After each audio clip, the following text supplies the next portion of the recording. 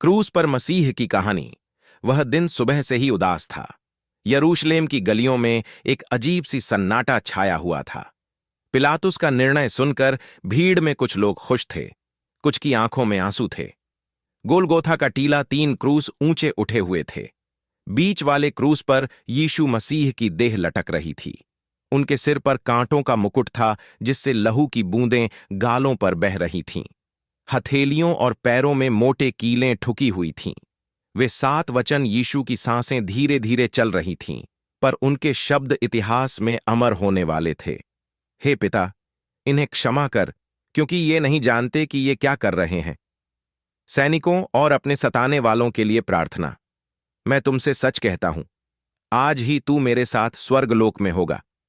दाएं ओर लटके डाकू को दिया गया वादा। हे नारी, देख, यह तेरा पुत्र है। देख, यह तेरी माता है।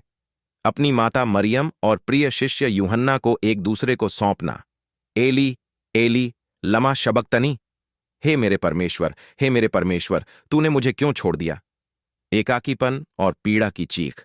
मैं प्यासा हूं। मानवीय दुख की अभिव्यक्ति। पूरा हुआ। अपने मिशन की समाप्ति का घोष। हे पिता, मैं अपनी आत्मा तेरे हाथों में सौंपता हूं। अंतिम समर्पण। प्रकृति का शोक। दिन के लगभग 12 बजे अचानक अंधेरा छा गया। 3 घंटे तक सूरज ने अपना प्रकाश रोक लिया। धरती कांपने लगी, चट्टानें फटने लगीं। मंदिर का पर्दा ऊपर से नीचे तक फटकर 2 टुकड़े हो गया।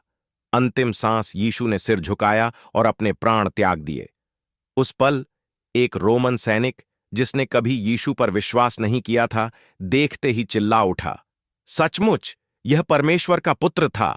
विलाप और विश्वास दूरी पर खड़ी मरियम मगदलीनी और कई औरतों की आंखों से आंसू की धारा बह रही थी। यूसुफ नामक एक धनी शिष्य ने पिलातुस से यीशु के शव की याचना की। उसे क्रूस से उतारकर साफ सुथरे सफेद कपड़े में लपेटा गया और एक नई कब्र में रख दिया गया। तीसरा दिन कब्र के द्वार पर बड़ी चट्टान लुढ़का दी गई और रोमी सैनिक पहरा देने लगे। पर यह अंत नहीं था। यह तो एक नई शुरुआत की पृष्ठभूमि मात्र थी। और इस प्रकार प्रेम ने मृत्यु को जीत लिया, अंधेरे पर प्रकाश की विजय हुई और मानव जाति के उद्धार का मार्ग खुल गया।